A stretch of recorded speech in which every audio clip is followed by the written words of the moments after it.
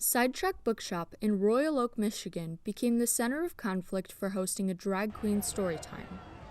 Protesters recently came from across the state to oppose what they call the sexualization of children.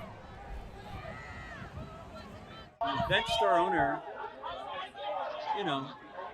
has a right to host an event, any events that they want, right?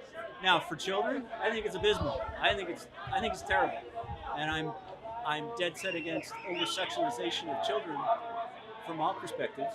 We've seen so many examples of these drag queen events, dances, and things like that in front of 5-year-olds who don't understand. I think it's absolutely disgusting.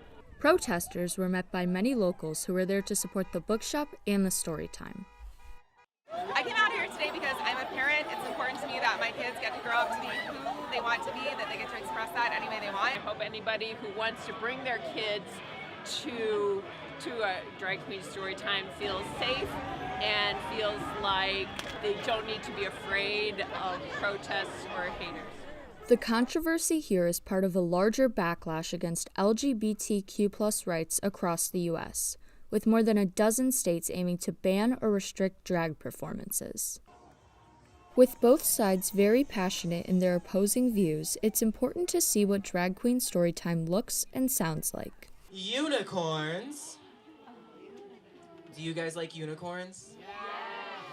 A drag queen story hour event, essentially what it's like is what you see right here. Beautiful queens and beautiful entertainers sharing beautiful stories about love, acceptance, mostly art, being read to amazing children from our community. We do nothing more than that. We show up, look glamorous, read some amazing educational books, and we get to go home and be glamorous. It's really just about growing those community connections and having this safe place where we can come in and we can read a few stories and have a good time. I believe that this type of event is going to foster inclusiveness and empathy in children, and hopefully all these children that come to a story hour where drag queens are reading grow up to be inclusive adults and to squash hate like there is somewhere out there in the crowd. Despite backlash, Sidetrack Bookshop will continue to run Drag Queen Storytime. For PBS NewsHour Student Reporting Labs, I'm Dakota Hendren in Royal Oak, Michigan.